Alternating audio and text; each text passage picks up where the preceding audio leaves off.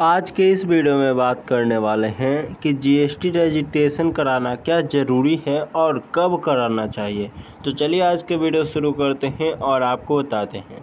तो जल्दी से आप लोग चैनल को सब्सक्राइब करें और लाइक ज़रूर करें। तो चलिए आज का सवाल क्या है, क्या जीएसटी रजिस्ट्रेशन ज़रूरी है? तो यहाँ पर आप लोग को बताते हैं, तो ध्यान दीजिएगा। अगर सालाना टर्नओवर 20 लाख से ऊपर है और 40 लाख से ऊपर है तो आपको जीएसटी रजिस्ट्रेशन बहुत ही करवाना ज़रूरी है। अगर 20 लाख आपका नहीं पार किया है, यानी कि साल में आपका 20 लाख से ज़्यादा इनकम आपके पास नहीं है, मेरा कहने का मतलब कि 20 लाख से ज़्यादा ट्रांजैक्शन आपके अकाउंट में नहीं हो रहा है, तो करवाने की कोई ज़रूरत नहीं जीएसटी रजिस्ट्रेशन। बस इतना ध्यान रखना, अगर आपका इनकम 20 लाख से ऊपर आ जाता है तो आपको जीएसटी लेना ही पड़ेगा और बहुत ही ज़रूरी है। और बहुत सारे लोग ऐसे होते हैं जो ई कॉमर्स बिजनेस करना चाहते हैं, यानी कि अमेज़न पर, फ्लिपकार्ट पर बेचना चाहते हैं अपना खुद का प्रोडक्ट, इसलिए जीएसटी आप ले सकते हैं।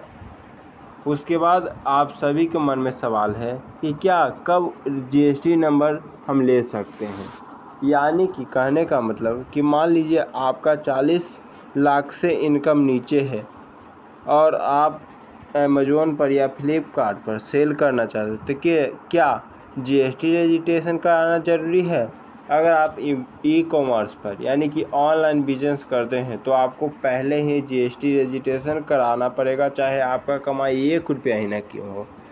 लेकिन अगर आप ऑफलाइन बिजनेस करते हो, मार्केट में बिजनेस करते हो, तो आपको 20 लाख से अगर ज़्यादा इनकम है तो कराना पड़ेगा।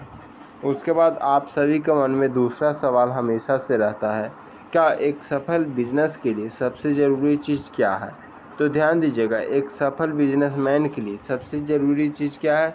तो सही प्लानिंग, लगातार मेहनत, ग्राहकों की ज़रूरत को समझना और खर्च का मैनेज करना, यानी कि प्रबंध करना, यानी कि जो भी खर्च हो रहा है उसे मैनेज करना, प्रबंध करना।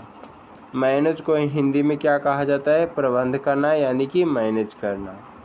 उसके बाद 3 नंबर देखिएगा, बिजनेस का नाम कैसे रखें? हर किसी का अलग अलग नज़रिया होता है। कहने का मतलब कि जिस टाइप का आपका बिजनेस है, जिस प्रकार का आपका बिजनेस है, उस हिसाब से आपके बिजनेस का नाम होना चाहिए। ऐसा नाम रखें जो हमेशा लोगों को याद रहे, यूनिक हो और मतदार हो और ब्रांडिंग हो, यानी कि ऐसा नाम। देखिए कुछ नाम आपको बताते हैं, जैसे आप सिलाई का बिजनेस कर रहे हैं तो उसमें क्या रखिएगा?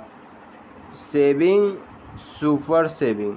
आप क्या रख सकते हैं? सुपर सेविंग, या आप रख सकते हैं शुभ बुटीक, यानी कि सिलाई से रिलेटेड ही आपको नाम रखना है।